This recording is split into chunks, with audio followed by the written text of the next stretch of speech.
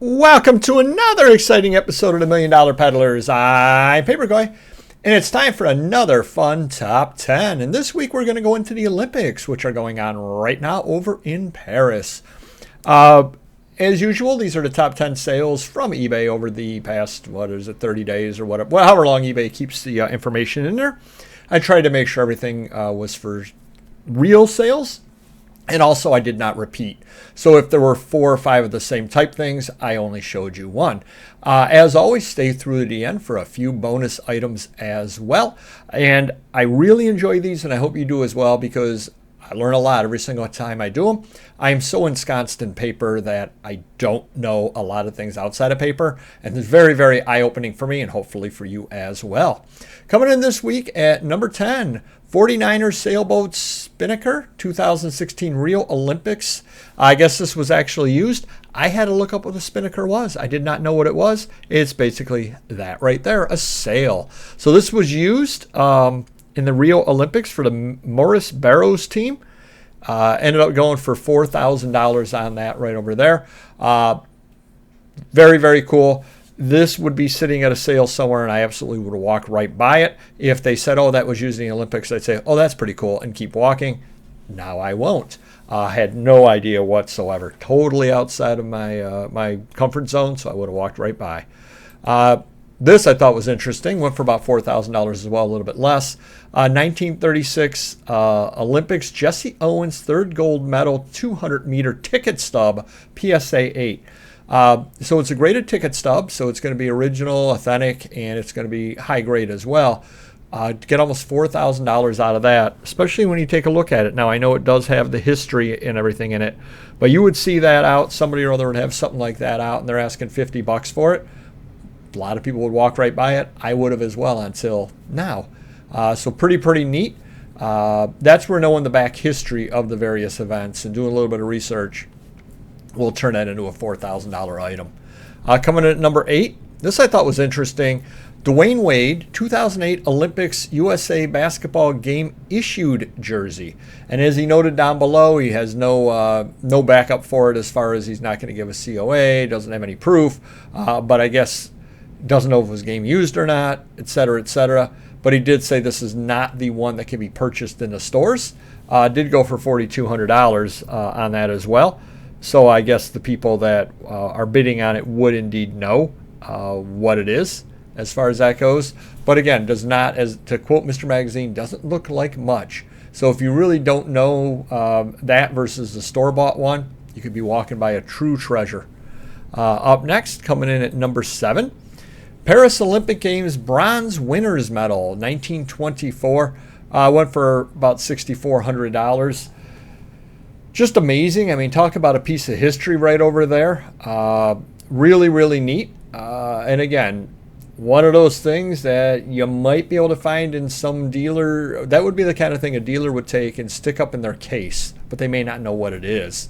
And they may put $100 on it and say, oh, yeah, that was given out to not to participants, but to fans, or could have been bought as a souvenir.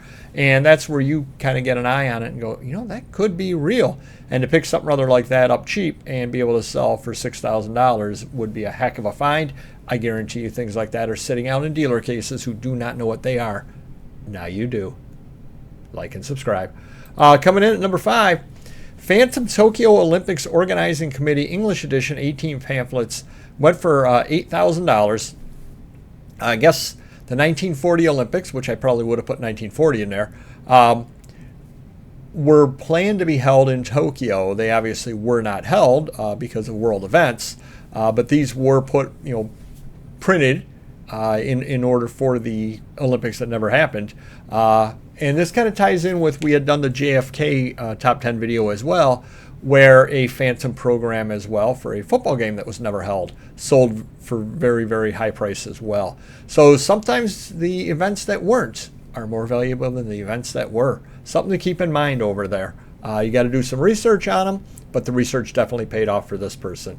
Coming in at number 4, or number 5, I guess. I can't count anymore. Michael Jordan Ewing Bird signed 1992 USA Dream Team autographed Olympics poster. Very, very cool. It does have a lot. It looks like everybody signed it pretty much on there, except maybe Christian Leitner didn't. Probably don't need to run out and get his signature. It doesn't look like Clyde the Glide signed it either. But a lot of nice signatures on there.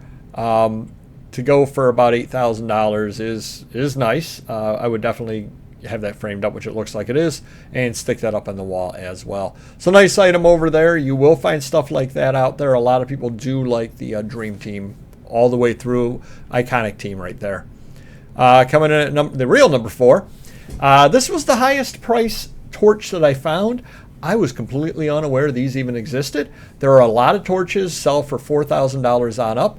This is 1960 Squaw Valley Olympic Torch, rare vintage summer and winter games collectible. Went for $8,800. The main thing that amazed me about this, 102 bids. I don't know the last time I saw an auction with 102 bids on it. So really, really nice item right over there.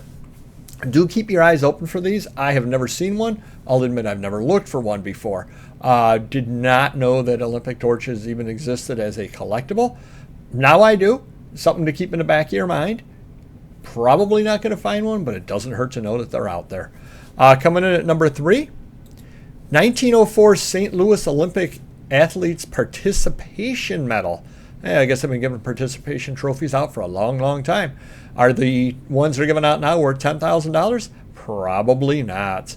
Really, really neat item. And again, when you take a look at that, you could see where a dealer would pick something like that up in some collection and say, I'm going to ask $150 on it. It was a souvenir, not realizing it actually indeed is the participation medal. So I'm definitely going to be scouring the cases of a lot of dealers looking for things like this, because again, they may not know what they are, and they may ask $100 on it and be happy because they found it in the bottom of a box at some point, and they're happy they turned it into 100. And if you were able to turn it into 10,000, you're happy as well. Coming in at number 2.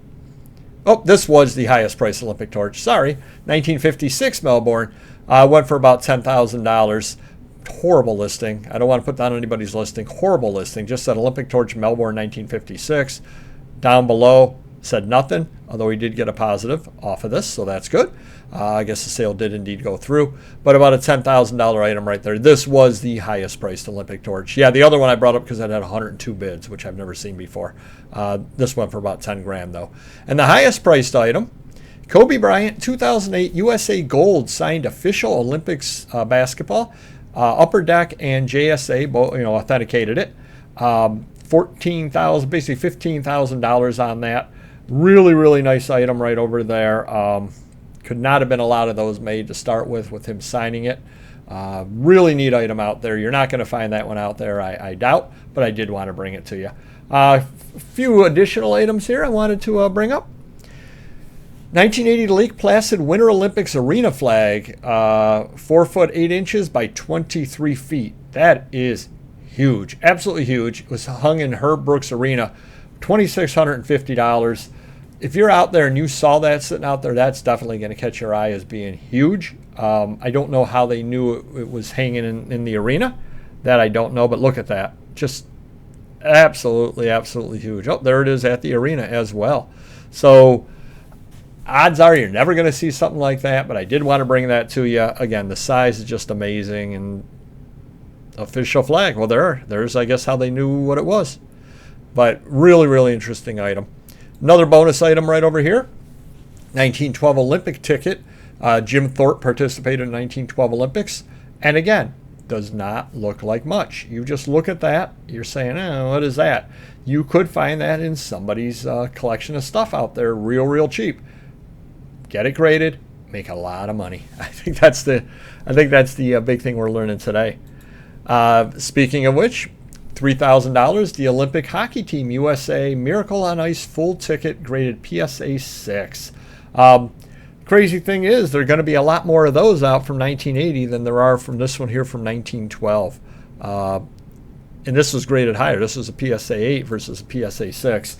But that goes to show just the Miracle on Ice and how important that was and how many people end up remembering that. So kind of an amazing item to go out for that kind of price.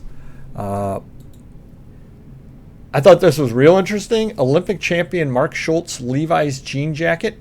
That actually is Mark Schultz, who was the Olympian. This is a jean jacket that he wore. He autographed that on the back as well. And if you go down below here, he mentions who he is and owned by me, 1984 Olympic freestyle wrestling champion Mark Schultz. I autographed the back and the inside so you can wear it as your own or display it on the wall with the autograph showing or hidden.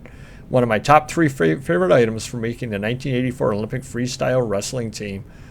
Winning gold in 1984 makes this jacket more special.